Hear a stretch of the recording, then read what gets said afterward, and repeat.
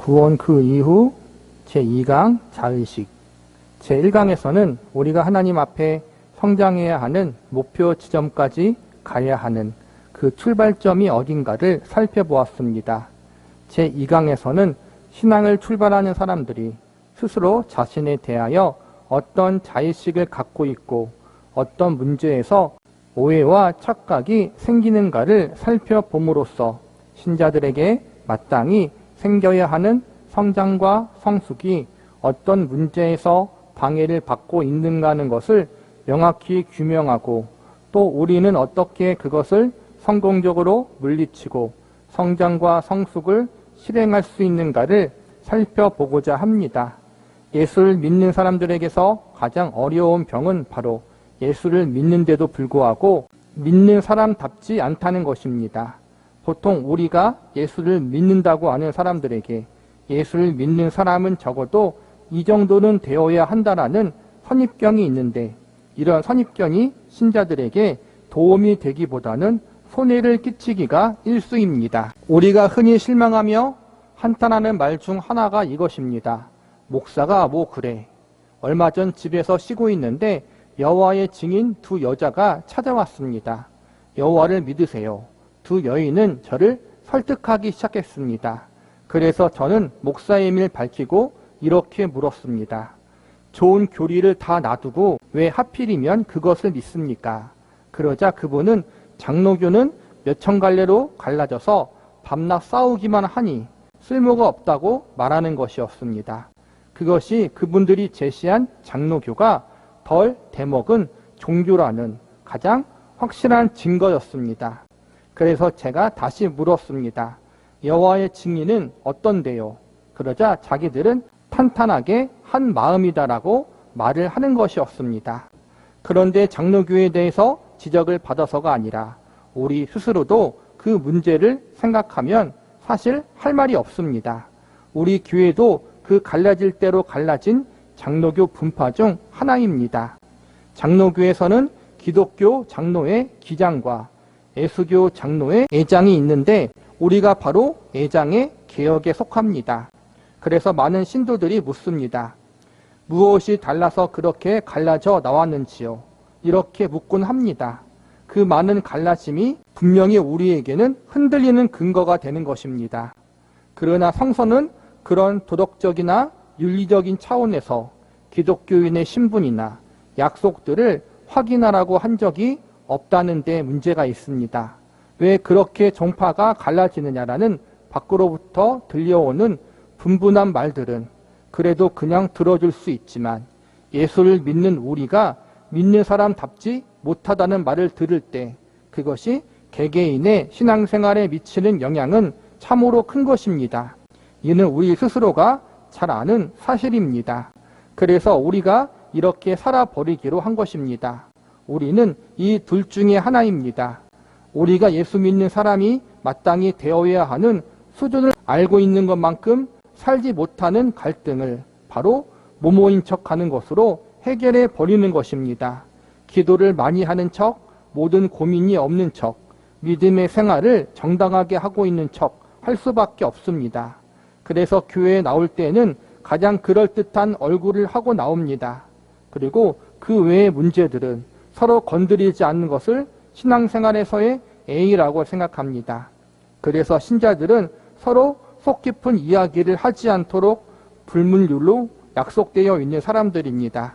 이번 달 헌금을 했느냐 안 했느냐 등의 이야기만 할 뿐이지 믿음 생활을 했느냐 안 했느냐, 믿는 집에다 딸을 시집 보냈느냐 하는 것을 물어보면 서로 곤란해집니다. 그런 것을 물어보는 것은 몹시 불쾌한 것이기 때문에 아픈 곳은 서로 건드리지 말자는 묻게만 있습니다.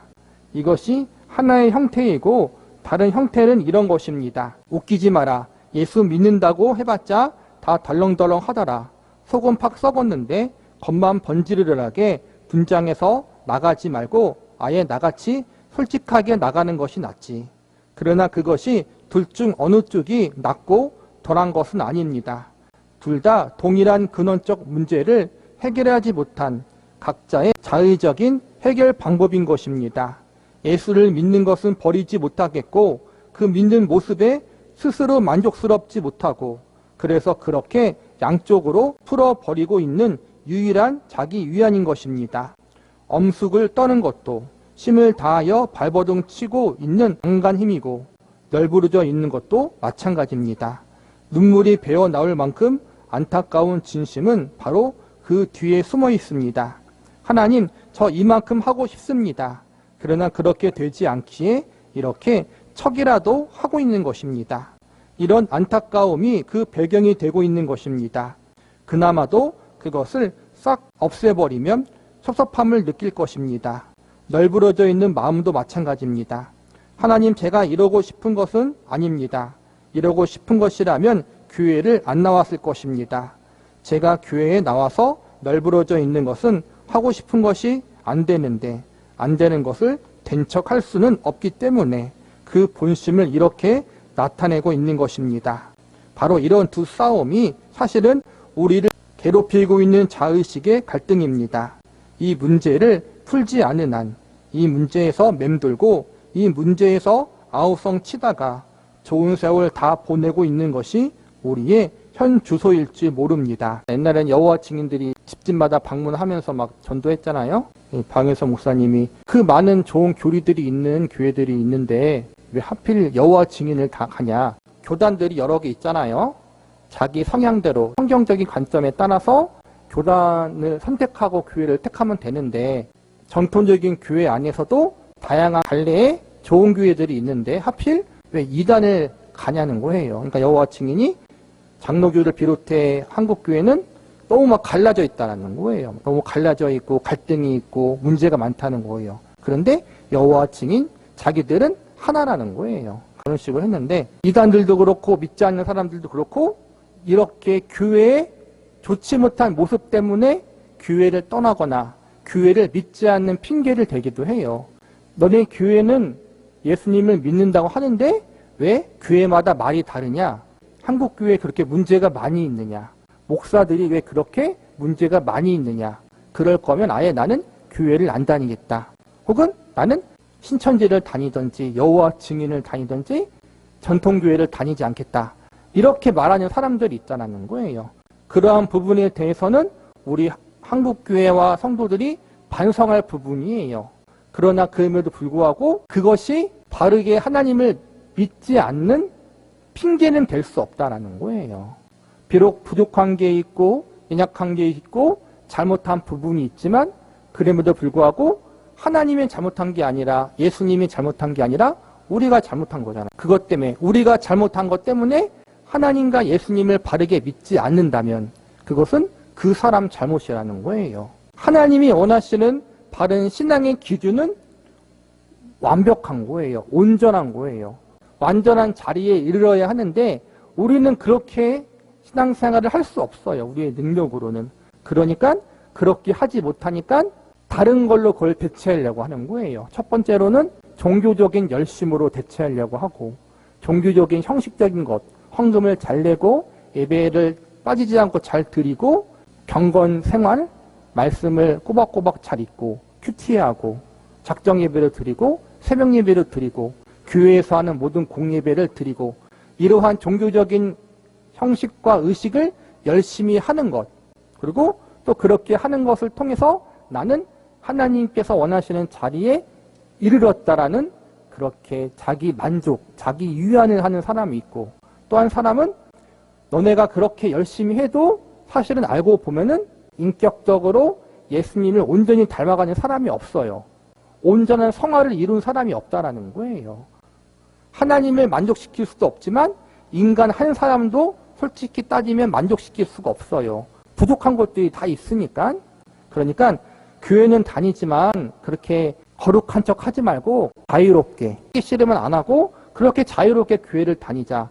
이렇게 두 갈래로 갈라진다는 거예요. 거룩하게 하기 위해 노력할 수도 있고 혹은 그게 안 되니까 다 포기하고 교회는 다니고 내가 내 자유분방하게 예수님을 믿을 수도 있고 그 양쪽의 두 가지의 모습이 있지만 우리가 기억해야 될 것은 이러한 것으로 우리의 신분과 우리의 정체성을 가름짓지 말라는 거예요. 그리고 가장 기억해야 될 것은 우리는 아직 완성되지 않은 사람, 아직 자라나는 과정에 있는 사람이기 때문에 부족한 것이 많다라는 거예요. 부족한 것이 많다고 해서 우리가 그것 때문에 낙심하고 그것 때문에 나는 하나님의 자녀가 아닌가? 나는 교회 다닐 필요가 없는가? 아니면은 어차피 온전한 자리에 이르지 못하니까 그냥 내 마음대로 내 기준에 맞게 적당한 타협을 하며 살까? 이렇게 하지 말고 아직 자라나고 있는 우리의 상태를 기억하면서 계속적으로 나아갈 생각을 해야 된다는 거예요. 바로 이런 두 싸움이 사실은 우리를 괴롭히고 있는 자의식의 갈등입니다. 이 문제를 풀지 않은 한 이 문제에서 맴돌고 이 문제에서 아우성 치다가 좋은 세월 다 보내고 있는 것이 우리의 현 주소일지 모릅니다. 이런 사람들을 많이 볼 수 있습니다. 저나 기타 교육자들은 신방을 가거나 또는 만나는 많은 신도들을 마음껏 위로를 하는 직책을 가진 사람들이기 때문에 여러 곳에서 기도 요청을 받아서 가게 됩니다. 그때마다 우리는 이렇게 기도합니다. 하늘에 있는 무엇, 땅에 있는 무엇, 물속에 있는 무엇, 모든 것을 다 주십시오.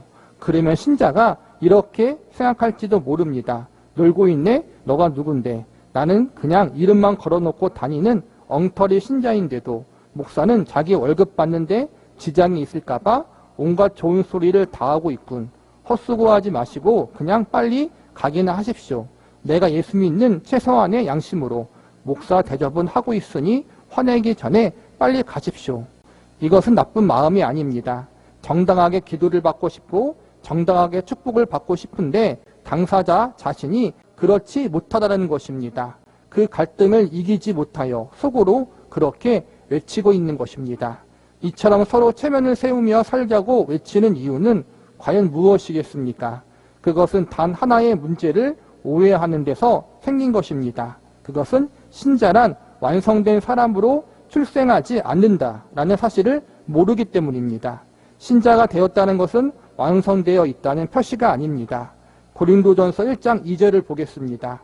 고린도에 있는 하나님의 교회 곧 그리스도 예수 안에서 거룩하여지고 성도라 부르심을 입은 자들과 또 각처에서 우리의 주 곧 저희와 우리 주 되시는 예수 그리스도의 이름을 부르는 모든 자들에게 보내는 편지가 바로 고린도 전서입니다. 이 서신서에서 대상을 뭐라고 부르는가를 잘 보십시오. 하나님의 교회, 그리스도 예수 안에서 거룩하여진 성도, 이것보다 더 아름답고 수준 높은 명칭이 있을 수 있습니까? 다시 3장 1절을 봅시다. 형제들아 내가 신령한 자들을 대함같이 너희도 말할 수 없어 육신에 속한 자 곧 그리스도 안에서 어린 아이들을 대함과 같이 하노라. 이 형제들은 누구입니까? 하나님의 교회이고 예수 그리스도 안에서 거룩하게 된 성도들이 내가 너희를 신령한 자로 대할 수 없다. 명칭과 수준을 잘 구별해 보십시오. 바로 성도입니다. 거룩한 자인데 신령하지는 않다고 합니다. 그러나 육신에 속해 있다고 합니다. 참으로 재미있는 말씀이 아닙니까? 다시 5장 1절을 보겠습니다. 너희 중에 심지어 음행이 있다함을 들으니 이런 음행은 이방인 중에라도 없는 것이라. 누가 그 아비의 아내를 취하였도다 하는도다.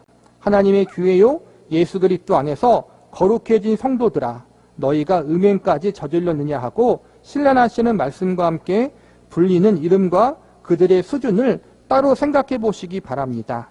이어서 6장 5절입니다. 내가 너희를 부끄럽게 하여 이 말을 하노니 너희 가운데 그 형제간 일을 판단할 만한 지혜 있는 자가 이같이 하나도 없느냐. 바로 부끄럽게 하려고 이 글을 쓴다고 했습니다. 너희들은 욕을 먹어도 싼 사람들이다.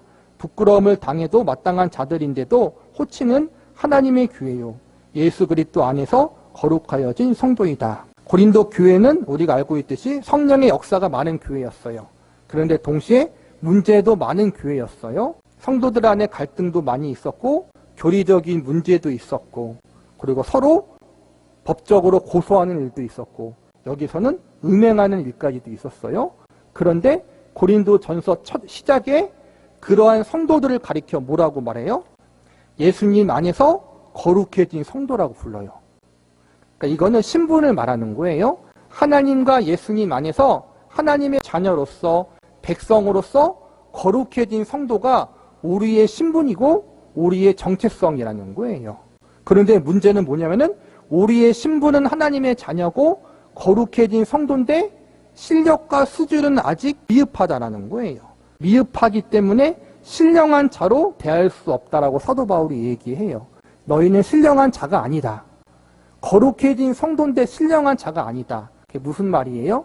우리의 신분은 거룩한 성도, 하나님의 자녀지만 아직 우리의 성숙과 신앙의 성화적인 부분이 신령한 자라고 부르기엔 부족하다라는 거예요. 그래서 우리의 신분과 우리의 실력은 다를 수 있다라는 거예요. 왜냐하면은 우리는 아직 자라나고 있는, 완성을 향해 나아가고 있는 미완성인 사람이기 때문에 그래요. 하나님 안에서는 이미 완성된 존재예요. 영원한 시선에서는. 그러나 현재의 시선에서는 그 완성을 향해 나아가는, 성숙을 향해 나아가는, 성화를 향해 나아가는 사람들이라는 거예요. 그래서 부족한 게 있고 연약한 게 있고 질책까지 받을 수 있다는 거예요. 그러나 그럼에도 불구하고 욕을 먹어도 싼 놈들이지만 그래도 하나님의 자녀들이다. 이걸 잊지 말라는 거예요. 우리가 아는 벌거벗은 임금이란 동화가 있습니다. 그 임금은 그 동화 속에서 가장 못난 자이고 가장 수치를 당하는 주인공입니다. 그런데 그 벌거벗은 임금을 어떤 꼬마가 알아보고 이렇게 말합니다.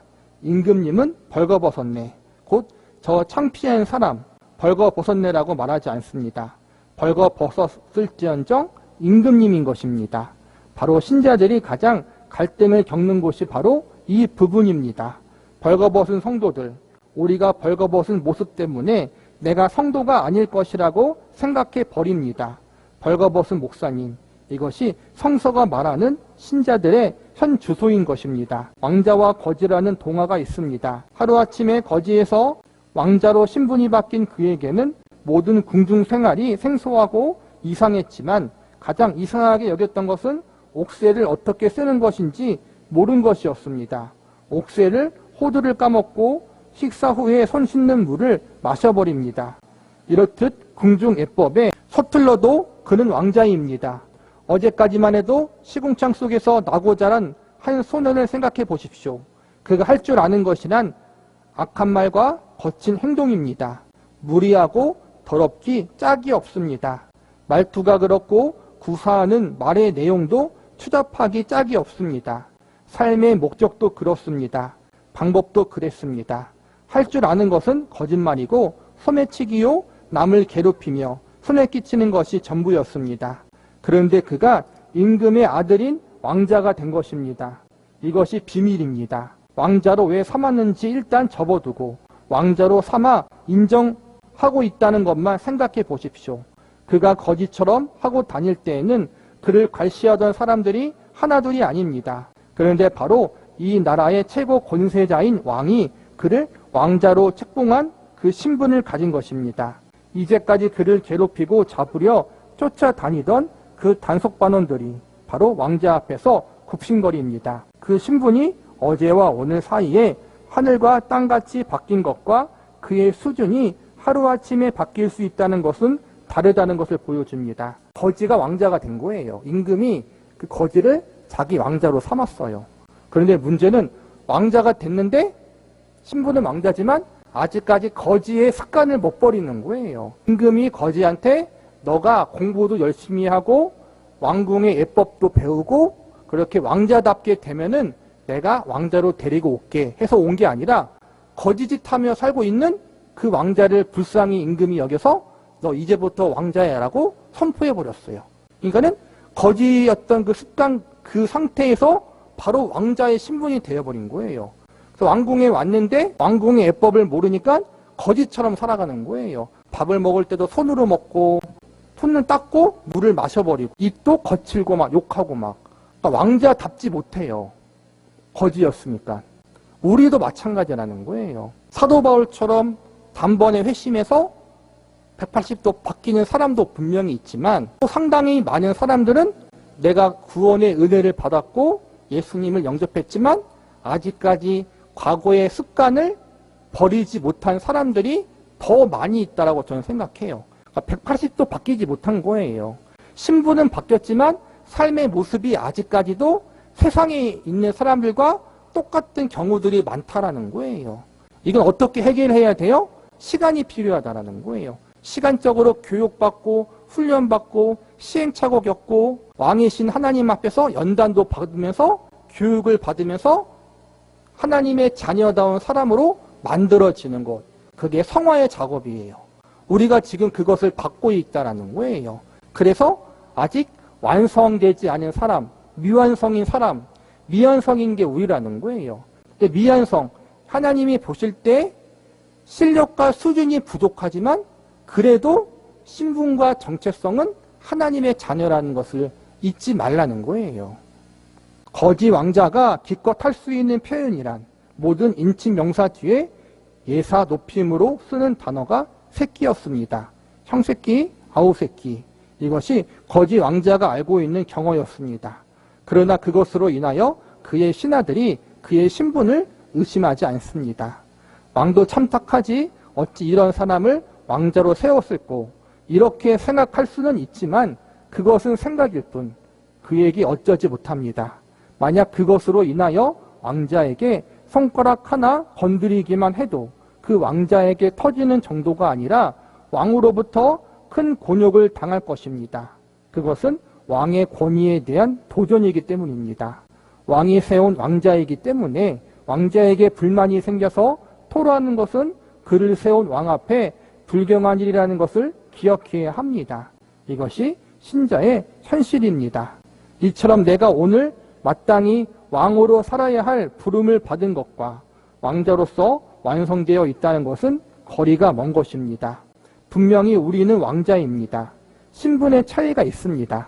그리스도 예수 안에서 구원을 얻은 모든 사람들은 왕같은 제사장입니다. 그러나 위에서 애화를 든 것처럼 그렇게 왕답지 않을 수도 얼마든지 있는 것입니다. 어제까지 살았던 버릇을 어떻게 하루아침에 버리겠습니까? 거지 왕자는 침대 위에서 자는 것보다 침대 아래서 자는 것이 더 편합니다. 궁중에서 쓰는 말보다 거리의 뒷골목에서 쓰는 말투가 훨씬 익숙합니다. 아무리 맛있는 반찬과 밥으로 식탁을 꾸몄을지라도 그 식탁 앞에 있는 것이 더 불편한 것입니다. 불안하고 이상합니다. 그러나 여기에 또 하나의 중요한 오해거리가 있다는 것을 기억하십시오. 바로 내 자신이 왕자이다라는 것을 끝까지 믿어지지 않는다는 사실입니다. 왜냐하면 내가 왕자답지 않기 때문입니다. 우리의 신분과 우리의 믿음의 실력과 수준은 다를 수 있다는 거예요. 우리는 자라나고 있기 때문에 끝까지 어린아이로 남으면 안 되겠죠. 우리가 마지막에는 예수 그리스도의 장성한 분량에 이르러야 돼요. 하나님의 형상을 닮아가는 사람, 하나님 보시기에 합당한 사람으로 성숙해져야 하고 맨 마지막에는 아브라함처럼 그의 가장 소중한 자식인 이삭을 바칠 수 있는 자리에까지 가야 해요. 그런데 그건 최종적인 우리의 성숙의 모습이고 그 전까지는 넘어지고 실패하고 거지처럼 그렇게 잘못된 습관을 가지고 살아가는 시간들이 필요하다라는 거예요. 그런데 우리도 그렇고 다른 사람도 그렇고 아직 완성되지 못하고 성화되지 못한 우리의 미성숙한 모습을 가지고 우리의 신분에 대해서 잘못되게 말할 수는 없다라는 거예요. 내가 아직 습관과 모습은 온전치 못하지만 신분만은 하나님의 자녀다. 우리가 지적받을 것은 하나님의 자녀인 신분답게 살지 못하는 부분에 대해서는 지적받고 질책받을 수 있지만 그것이 예수님 안에 있는 우리의 신분은 바꿀 수 없다는 사실을 기억하라는 거예요. 구원받으면 변한다. 삶이 변하고 가치관이 변한다. 맞는 말이에요. 근데 그 삶의 변화와 가치관의 변화와 생각의 변화가 어느 선까지인지 사람마다 다르다라는 거예요. 사도 바울처럼 180도 바꿀 수도 있고 어떤 사람들은 하나님을 사랑하지만 한쪽에는 세상을 붙잡고 있는 그런 가치관을 가질 수 있다는 거예요. 어떤 사람들은 그런 사람들은 구원받지 못한 것이다. 그렇게 얘기해요. 구원받은 사람은 반드시 변화된 모습이 있다. 그 변화된 모습은 사람마다 달라요. 어떤 사람은 더 많이 변화되고 어떤 사람은 덜 변화된 상태에서 시작될 수 있거든요. 이런 부분을 기억하면서 변화된 모습으로 우리의 신분을 결단 짓는 것이 아니라 예수님 안에 있는 내 상태로 말미암아 신분에 대해서 결정짓고 신분을 의심하지 말자. 내 신분과 실력은 다를 수 있다. 많은 신하들이 거지였던 왕자에게 굽실대고 환경이 모두 바뀌었더라도 자신의 말투나 변한 것이 하나도 없습니다. 달라진 것이 있다면 왜 그런지 세상 사람들이 자기에게 고분고분 한다는 것뿐 자신은 옛날 그대로 생각하고 느낄 뿐입니다. 이런 데서 훨씬 더 버릇이 나빠질 수도 있습니다. 즉 이제 자신이 명령하면 무엇이든지 복종한다는 것을 알고 신앙인들이 버릇없는 망나니가 된다는 사실을 알아야 됩니다. 참으로 망나니가 되는 신앙인들이 많습니다. 무엇이든지 요구하면 다 얻고 무엇이든지 물러가라고 하면 퇴치할 수 있다고 생각하는 영적으로 망나니가 되는 것입니다. 또 하나 이런 면이 있습니다. 즉 스스로 자조적인 신앙인이 되는 것입니다. 이 또한 바른 신앙생활을 막는 무서운 현상입니다.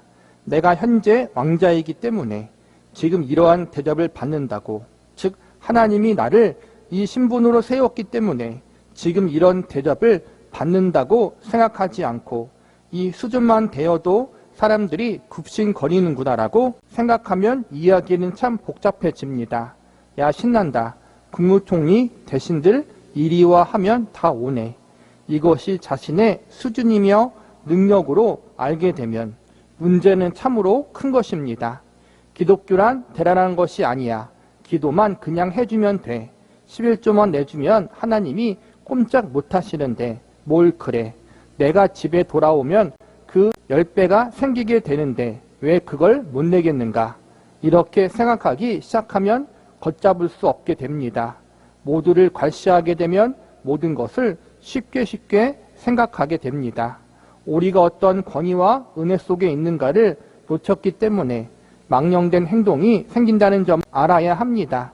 예수를 믿는데 바로 이 부분이 어려운 싸움이 아닐까 생각됩니다. 정당하게 돌아오십시오. 우리가 누리는 권리와 축복들이 있다면 그것은 우리의 신분 때문이지 수준 때문이 아니라는 것을 명심해야 합니다. 하나님은 우리에게 그의 자녀라는 신분을 허락하셨습니다. 그의 자녀로 허락된 신분에서 우리는 어린아이로부터 시작되어 어른으로 성장하게 되기를 요청받고 있다는 것을 잊지 말아야 합니다. 영적 차원의 유아기에는 우리의 기도가 이렇습니다. 주시옵소서. 보람이나 가치를 따지지 못합니다. 하나님을 아버지로 부름으로써 나에게 떨어지는 축복이나 은혜밖에는 보지 못하는 것을 바로 영적으로 유아기라고 합니다. 이것을 벗어나는 시기가 와야 합니다. 하나님을 믿는다는 것이 대체 나에게 어떤 의미가 있는가를 따지게 됩니다. 어떤 가치가 있으며 어떻게 살아야 하는 것인가 하고 전 인생을 걸어놓고 하나님 앞에 물어야 할 나의 신분, 나의 가치, 내 인생의 의미를 묻는 날이 와야 합니다. 그때 우리는 이 싸움에 걸려듭니다. 내가 하나님의 자녀라는 사실과 하나님이 누구시며 그의 자녀에게 요청된 하나님의 성품에 참여하는 수준이 무엇인가 우리에게 밝혀집니다. 어떻게 의롭게, 거룩하게, 선하게, 아름답게 살아야 하는가 바로 여기에 명시되어 있습니다. 그런데 아무리 두드려봐도 나는 거기에 미치지 못합니다. 그러면 문득 이런 의심에 빠져들게 됩니다. 나는 혹시 하나님의 자녀로 출생하지 않은 자가 아닐까? 나는 가짜가 아닐까? 나는 신자가 아니라 신자였으면 좋겠다고 아우성치는 신자 후보에 불과하지 않을까? 제 딸이 어렸을 때 어느 날 할머니께 이렇게 질문하는 것을 들었습니다. 아빠도 할머니가 낳고 삼촌이나 고모들도 낳았어? 할머니가 그렇다고 대답했습니다. 그런데 왜 우리 엄마는 나를 이렇게 조그맣게 낳았어?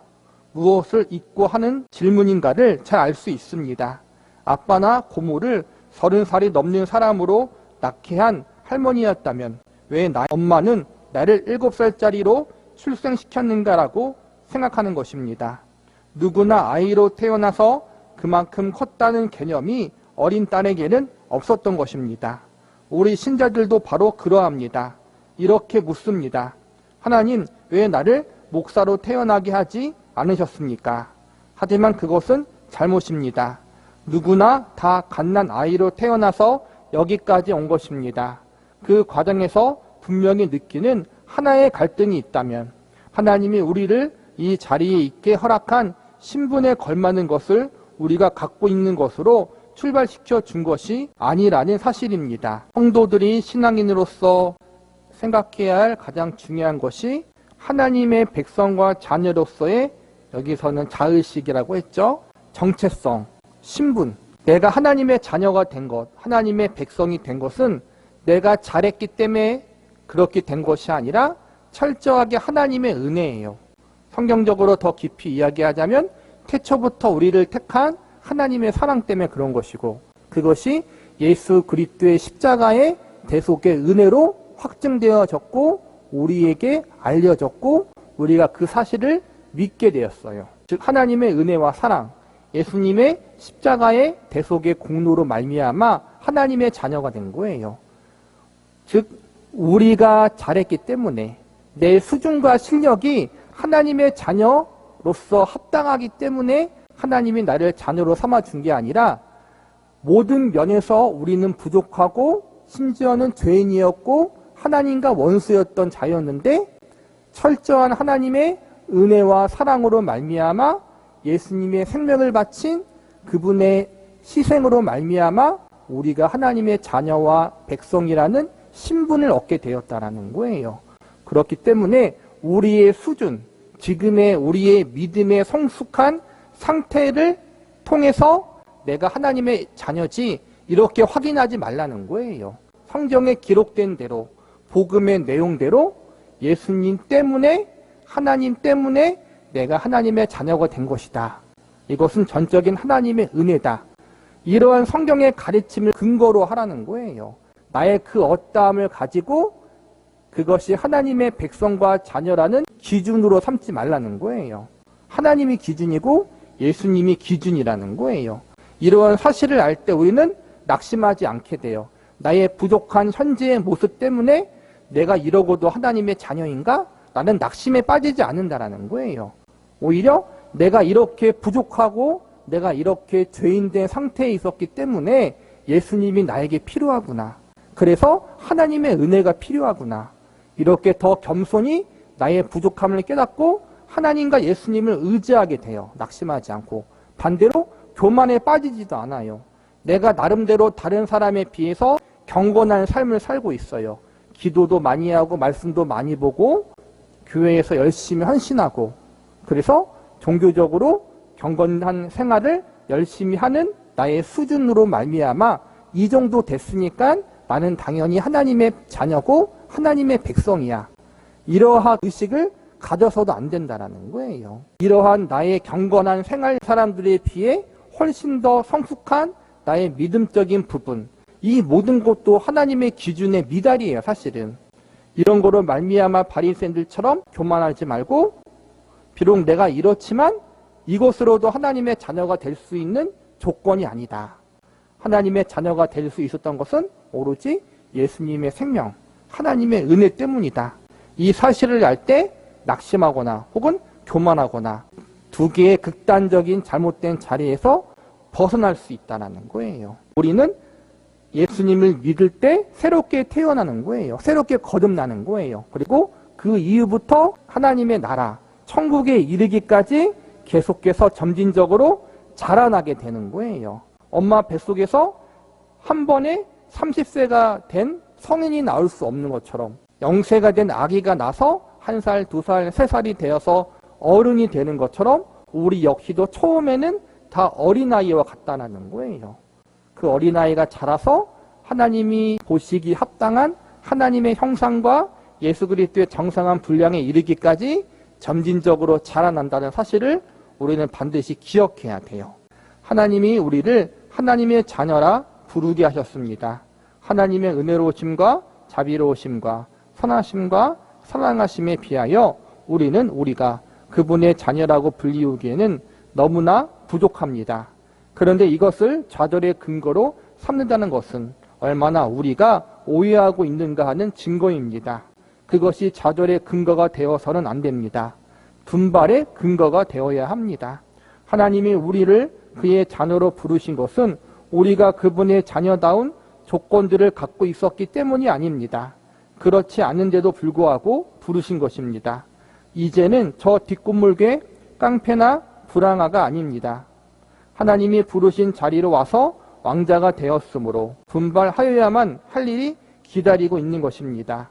우리가 모자란다고 느끼는 부분들은 우리를 좌절로 끌고 갈 자리가 아니라 분발로 끌고 갈 자리여야 합니다. 나는 아직 정치도 모르고 사회도 모르고 수학도 모르고 철학도 모른다. 그렇기 때문에 모르는 만큼 죽어야 한다는 것이 아니라 모르는 것은 그만큼 내가 채워야 할 부분임을 알아야 한다는 것입니다. 내가 이 나라를 다스리기 위하여 장차 이 나라의 왕권을 가지고 백성들을 다스리기 위해 무엇을 더 준비해야 하는가를 지적받는 것입니다. 이것이 신자의 현 주소입니다. 우리는 장차 하늘나라에서 주 예수 그리스도와 함께 나라를 다스리기에 부족함이 없는 사람으로 훈련되어야 하는 존재들입니다. 그래서 하나님이 우리의 평상 생활 속에서 지적하시고 물으십니다. 사랑이 완성되었느냐? 자비가 완성되었느냐? 인내가 완성되었느냐? 그런데 우리는 거꾸로 대답하고 있습니다. 난 이것도 못하고 저것도 못합니다. 하나님을 욕되고 부끄럽게 하느니 차라리 죽는 것이 낫습니다. 이런 생활이 바로 신앙생활에 가장 방해가 되는 요소인 것입니다. 스스로 생각할 때마다 부족함이 느껴지는 것은 너무나 당연한 것입니다. 완성되어 있다면 더 이상 살아있을 필요가 없습니다. 완성되는 날이 바로 제대하고 이 세상을 떠나는 날인 것입니다. 여기가 이 땅이 하나님의 일을 위해서만 있는 것이 아니라 완성되기 위한 훈련소라는 것을 알아야 합니다. 우리가 아직 살아있다는 것은 제대가 아직 멀었다는 뜻입니다. 아직도 훈련받아야 할 부분이 많이 남아있다는 것입니다. 물론 그동안 우리가 하나님의 일을 하는 것도 사실이지만 스스로 부족함이 느껴질 때마다 이 부분에 대해서 더 공부하고 훈련해야겠다고 자신에게 채찍질을 해야만 합니다. 나는 아니다 이러면서 돌아서서는 안 됩니다. 제2강의 본문인 히브리서 6장을 살펴봅시다. 오늘 읽은 본문이 바로 그것을 이렇게 말씀하고 있습니다. 그러므로 우리가 그리스도의 도의 초보를 버리고 죽은 행실을 회개함과 하나님께 대한 신앙과 세례와 안수와 죽은 자들의 부활과 영원한 심판에 관한 교훈의 털을 다시 닦지 말고 완전한 데에 나아갈지니라. 기초에 머뭇거리지 말고 나아가라 전진하라고 합니다. 왜 그렇습니까? 히브리서 3장 1절을 보십시오. 그러므로 함께 하늘의 부르심을 입은 거룩한 형제들아, 우리의 믿는 도리의 사도시며 대제사장이신 예수를 깊이 생각하라. 대상이 함께 하늘의 부르심을 입은 형제들입니다. 누구인가 하면 글을 쓴 자에게입니다. 그 사람들은 히브리서 5장 11절 12절에 오면 이렇게 되어 있습니다. 멜기세덱에 관하여는 우리가 할 말이 많으나 너희의 듣는 것이 두나무로 해석하기 어려우니라. 때가 오래므로 너희가 마땅히 선생이 될 터인데 너희가 다시 하나님의 말씀의 초보가 무엇인지 누구에게 가르침을 받아야 할 것이니 젖이나 먹고 단단한 식물을 못 먹을 자가 되었도다. 곧 함께 하나님의 부르심에 동참한 거룩한 형제들입니다. 그럼에도 불구하고 이런 꾸중을 듣는 것입니다. 아직도 기초에서 머물고 있느냐? 그러므로 우리가 그리스도의 도의 초보를 버리고 죽은 행실을 회개함과 하나님께 대한 신앙과 세례들과 안수와 죽은 자의 부활과 같은 그런 기초를 또 다듬고 있을 틈이 없다는 말씀입니다. 바로 내 자신이 문제인 것입니다. 왜 자꾸 그것을 갖고 만지작거리고만 있습니까? 내 수준으로 내 신분을 확보하겠다는 그 생각을 버리지 못하고 있기 때문에 자꾸만 아닐 것 같은 것입니다. 내가 하나님의 자녀라면 이럴 수가 없다라고 생각합니다. 그러나 이럴 수가 있다라는 것이 성서의 대답입니다. 고린도 전서에서도 너희 중에 심지어 음행이 있다는 말을 들었다라고 진술되어 있습니다. 여기서 너희들이라는 그들이 누구입니까? 바로 하나님의 교회요. 그리스도 예수 안에서 거룩하여진 성도들입니다. 그 이름은 취소되지 않습니다. 우리 스스로 이 문제를 끊임없이 음미해야 합니다. 우리가 하나님의 자녀라는 그 기초를 우리의 수준과 능력으로 확보하려고 하는 한평생토록 확보되지 않습니다. 날마다 구원이라는 이야기만 하다가 한 걸음도 진전 못하고 맙니다. 그래서 성서는 이 부분을 이렇게 제시합니다. 보고 나서 확신을 가지라. 우리가 이 교회에 나와 앉아있는 것으로 하나님의 자녀라는 것을 가장 잘 증명받을 수 있는 것입니다. 하나님을 믿는다는 것은 농담으로라도 해볼 수 있는 것이 아닙니다. 심심해서 할 수 있는 것이 아닙니다. 그것은 죄인들에게는 가장 싫은 일 중에 하나인 것입니다. 시간이 남아서 교회에 나올 수 있는 사람들은 죄인들 중에는 없습니다. 그 마음이 주님의 손안에 잡힌 자만이 나올 수 있는 것입니다. 이 부분에서 혼동하지 말기 바랍니다. 목사님, 저는 아닌 것 같은데요?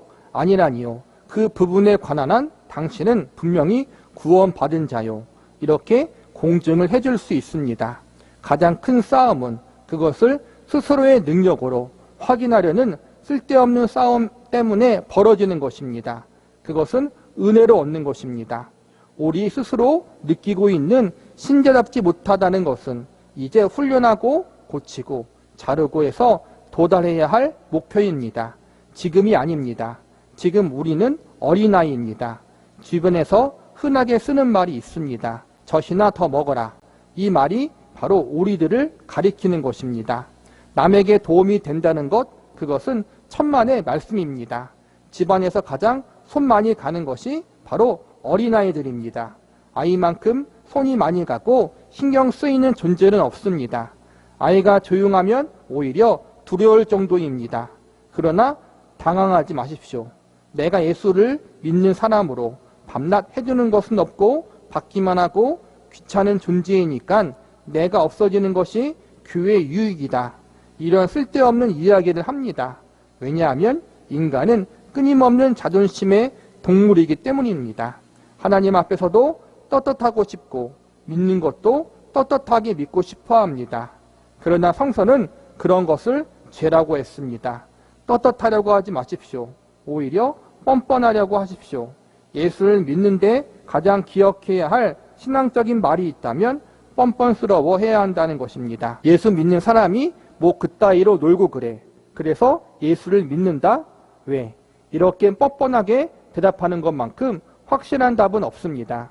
이것이 바로 우리의 배짱인 것입니다. 여기서 계속 반복하는 것은 우리가 가지고 있는 신앙의 성숙, 수준, 실력을 가지고 내가 하나님의 구원받은 자녀이다. 하나님의 백성이다. 이것을 확인하지 말라는 거예요. 내가 구원받은 하나님의 자녀다, 백성이다. 이 사실을 확인할 수 있는 근거는 하나님의 약속이에요. 예수님이라는 거예요. 성경에 기록된 하나님의 약속, 누구든지 예수님을 믿는 자마다 구원을 받는다라는 그 약속만이 내가 하나님의 자녀이고 백성이라는 것을 확인할 수 있는 객관적이고 가장 확실한 기준이지, 나의 그 어떠함을 가지고 기준을 삼지 말라는 거예요. 그리고 태어나자마자 성숙한 사람이 없듯이 우리가 성숙하면 하나님 보실 때 완성된 자리로 와 있다면 천국에 가야 한다는 거예요. 이제는 하나님이 우리를 부르신다는 거예요. 그런데 저와 여러분이 아직 이 자리에 있는 것, 천국으로 하나님이 우리를 부르시지 않는 건 아직 받아야 할 교육과 훈련이 많이 남아있다는 거예요. 아직 부족하기 때문에 아직 천국에 오지 말고 여기서 더 훈련받아라.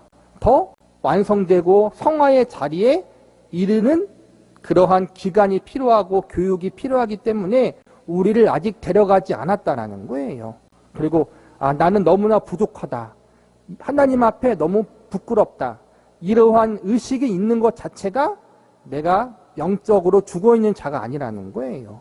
교회 다니는 것 자체가 구원의 증거는 아니라고 생각돼요. 여기서는 이제는 박명선 목사님이 조금 위로의 말을 하기 위해서 이런 식으로 이야기하는 것이고, 교회에서 직분을 받고 교회에서 오래 신앙생활을 했다고 해도 그 사람이 구원받지 못할 수도 있는 거예요. 목사도 마찬가지예요. 신학 교육을 받고 안수를 받았다고 해서 그것이 구원의 증거는 될 수 없어요. 하나님 앞에 늘 부끄럽다. 나는 너무나 부족하다. 이러한 의식은 이게 우리가 구원받은 증거는 될 수 있다는 거예요. 왜냐하면 하나님을 믿지 않은 자들은 이러한 의식, 하나님 앞에 죄송하다라는 의식을 눈꽃만큼도 가지지 않는다라는 거예요. 왜냐하면 영적으로 죽어있기 때문에. 그런데 영적으로 살아있는 사람들은 그래도 하나님 앞에 늘 죄송하고 늘 부끄럽고 하나님 앞에 하나님을 볼 면목이 없고 이런 부분들이 분명히 있다는 것. 그것 자체가 은혜라는 거예요. 우리의 부끄럽고 죄인된 모습을 깨달을 수 있는 것 자체가 하나님께 이미 은혜를 받았다. 여기서 이것이 낙심거리, 염려의 문제가 되는 것이 아니라 그래 나는 부족하고 연약하고 죄인이기 때문에 하나님이 더 필요하다. 나는 이 모양 이 꼴이기 때문에 예수님이 필요하다. 이러한 자리로 갈 수 있기 때문에 이것은 더 우리를 분발시키는 요소가 될 수 있다는 거예요. 믿지 않은 사람들이 우리 보고 야 교회 다니는 것들이 왜 저 그래? 더 문제가 많어. 이런 소리를 들을 때 우리 자신은 반성해야겠죠. 그러나 동시에 이러니까 하나님이 필요하다. 이래서 예수님이 필요하다라고 우리가 말할 수 있다는 거예요. 이러한 점에서는 좀 뻔뻔해지라는 거예요. 주님 제가 부족합니다. 그러나 예수님의 은혜로 살아가니 저를 그냥 받아주세요. 이러한 점에 있어서는 우리가 좀 뻔뻔해질 수 있는 사람이 되어야 한다. 우리가 하나님 앞에 그럴 수 있다는 거예요. 우리와 하나님의 사이는 아버지와 자녀라는 신분에 있기 때문에 그게 교만의 요소가 아니라 그만큼 당당할 수 있는 요소라는 거예요. 그 전 시간에 거지와 왕자에 대한 이야기를 배웠듯이 비록 거지였지만 왕자가 된 이후에도 그 거지의 습관을 버리지 못했지만 왕의 아들인 것처럼 우리가 그렇다는 사실을 잊지 말자는 거예요. 왜 증명하려고 그러십니까? 신자다운 것을 증명하려 하지 마십시오. 오히려 뻔뻔한 것을 증명하십시오. 그것이 신앙이며 거기서부터 출발하는 것입니다. 우리는 오늘도 위세당당히 궁궐을 휘젓고 다니며 또는 철부지 왕자와 공주인 것입니다. 대신들의 수염을 뽑고 개구리를 모아놓고 펄쩍펄쩍 뛰게 하고 악을 쓰면서 천방지축 휘저어 놓는 한심하기 짝이 없는 그러나 왕자와 공주들인 것입니다. 이 한심한 자리를 벗어나기로 하되 그러나 또 얼마나 떳떳한 지위인가를 감수해야 합니다. 우리의 부족함이 우리의 분발시키는 요소가 되는 믿음의 성장을 시작하기로 결심하시기 바랍니다. 부모 앞에 자식은 당당하다. 내가 자녀이기 때문에 부모에게 떳떳하게 요구할 수 있는 부분들이 있다. 부족하지만 그리고 그 부족한 것이 낙심이고 절망이고 부모를 두려워하는 요소가 아니라 그러기 때문에 내가 더 하나님 아버지를 의지하면서 성숙해지기 위해서 힘써야지라는 나의 결심과 분발의 기회가 될 수 있다. 분발의 요소가 될 수 있다는 것을 우리가 기억하면서 저와 여러분이 부족한 것이 있고 미약한 것들이 있지만 그러니까 아직 이 자리에 있는 거예요. 더 하나님이 우리를 훈련시켜서 하나님의 자녀로서 천국의 백성으로 합당하게 만들려고 이 자리에 남겨두었기 때문에 부족한 게 당연한 것이다. 그렇기 때문에 하나님을 의지하면서 내 모습 이대로 하나님 받아주시고 이 모습 이대로 내가 하나님께 나아갈 수 있는 거예요. 그렇지만 거기서 머물러 있는 것이 아니라 하나님의 형상과 예수 그리스도의 장성한 분량에 이르는 자리에까지 가도록 하나님이 우리를 계속해서 훈련시키시고 우리 역시 그 훈련에 기쁨과 감사함으로 동참함으로 한 걸음 한 걸음 나아가는 거예요. 저와 여러분이 그러한 자리로 지금 부름받았어요. 어떠한 자리에 있는지 우리 자신이 살펴보면서 그래도 우리는 여기 있는 사람들은 다 어린아이는 아닐 거예요. 그렇죠? 신앙생활을 한 지 오래되었으니까 이제는 하나님 아버지의 마음을 알기 위해 노력하는 그러한 자리까지 왔을 거예요. 우리가 더 그 자리에서 하나님 아버지의 마음이 무엇인지 깊이 깨닫고 함께 공감할 수 있는 그러한 성숙의 자리로 나아가기 위해서 기도하고 힘쓰고 하나님을 더 의지하는 저와 여러분이 되기를 바라겠습니다.